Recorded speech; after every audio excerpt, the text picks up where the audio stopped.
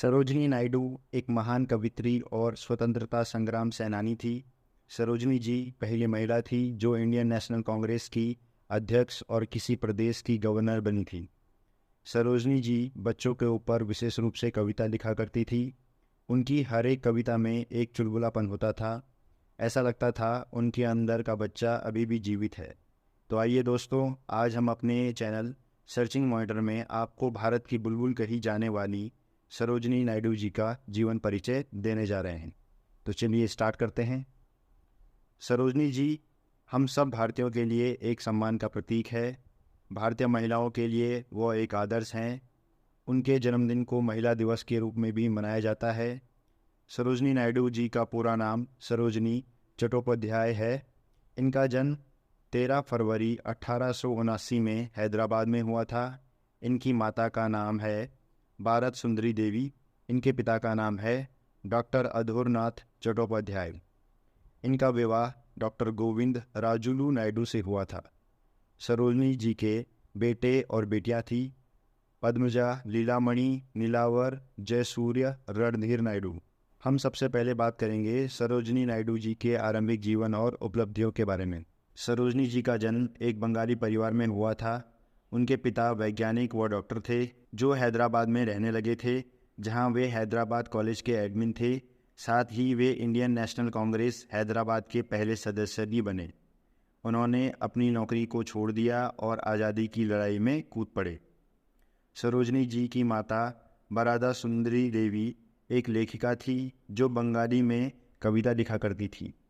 सरोजिनी जी 8 भाई बहनों में सबसे बड़ी थी। उनके एक भाई वीरेंद्र नाथ क्रांतिकारी थे जिन्होंने बर्लिन कमेटी बनाने में मुख्य भूमिका निभाई थी। सरोजिनी जी बचपन से ही बहुत अच्छी विद्यार्थी थी। उन्हें उर्दू, तेलुगु, इंग्लिश, बंगाली सारी भाषाओं का बहुत अच्छे से ज्ञान था।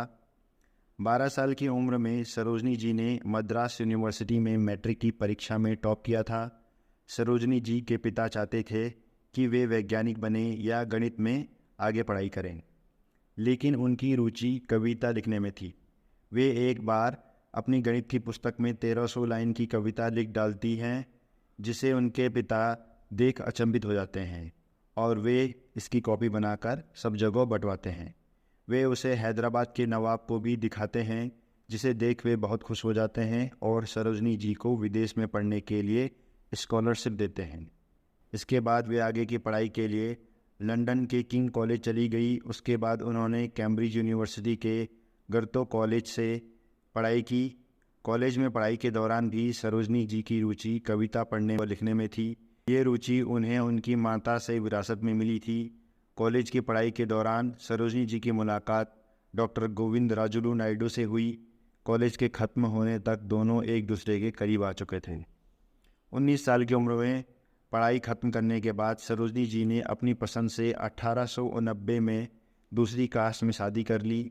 उस समय अन्य जाति में शादी करना एक गुनाह से कम नहीं था। समाज की चिंता न करते हुए उनके पिता ने अपनी बेटी की शादी को मान लिया। उनके 4 बच्चे हुए, जिसमें उनकी बेटी पद्मजा सरोजिनी जी की तरह कवित्री बनी और साथ ही राजनीति में उतरी और 1961 में पश्चिम बंगाल की गवर्नर बनी। सरोजिनी जी का राजनीतिक जीवन। सरोजिनी जी ने शादी के बाद भी अपना काम जारी रखा। वे बहुत सुंदर सुंदर कविता लिखती थी जिसे लोग गाने के रूप में गाते थे। 1905 में उनकी कविता बुलबुले हिंद प्रकाशित हुई, जिसके बाद उन्हें सब जानने पहचानने लगे। इसके बाद से लगातार उनकी कविता प्रकाशित होने लगी और बहुत से लोग उनके प्रशंसक बन गए। इस लिस्ट में जवाहरलाल नेहरू, रविंद्रनाथ टैगोर जैसे महान लोग भी थे। वे इंग्लिश में भी अपनी कविता लिखा करती थी, लेकिन उनकी कविताओं में भारतीयता झलकती थी। एक दिन सरोजिनी जी गोपाल कृष्ण गोखले से मिली। उन्होंने सरोजिनी जी को कहा कि वे अपनी कविताओं में क्रांतिकारीपन लाएं और सुंदर शब्दों से स्वतंत्रता की लड़ाई में साथ देने के लिए छोटे छोटे गांव के लोगों को प्रोत्साहित करें। 1916 में वह महात्मा गांधी से मिली, जिसके बाद से उनकी सोच पूरी तरह से बदल गई। उन्होंने अपनी पूरी ताकत देश को आज़ाद करने में लगा दी।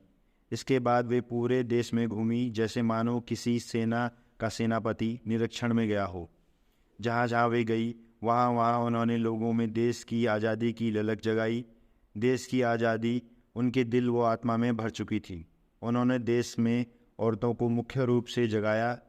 उस समय औरतें बहुत पीछे हुआ करती थी और बहुत सी प्रथाओं में जकड़ी हुई थी, लेकिन सरोजनी जी ने उन औरतों को उनके अधिकार के बारे में बताया, उन्हें रसोई घर से बाहर निकाला और देश की आज़ादी की लड़ाई में आगे आने के लिए प्रोत्साहन दिया।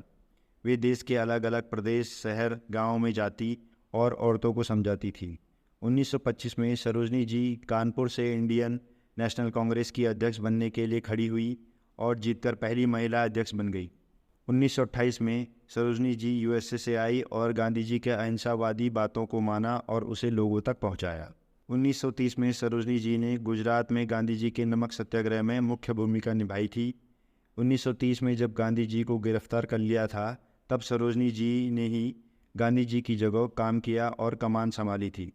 1942 में गांधी जी के भारत छोड़ो आंदोलन में भी उनकी मुख्य भूमिका थी और साथ ही उन्हें भी गांधी जी के साथ 21 महीनों तक जेल में डाला गया था।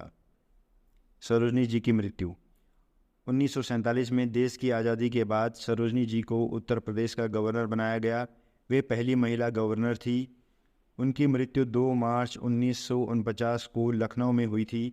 ऑफिस में काम करते हुए उन्हें हार्ट अटैक आया और वे चल बसी। सरोजनी जी भारत देश की सभी औरतों के लिए आदर्श का प्रतीक हैं, जिनसे हमें प्रेरणा मिलती है। तो ये थी भारत की नाइटिंगेल सरोजनी नायडू जी की कहानी। आशा करता हूँ आपको पसंद आई होगी। धन्यवाद।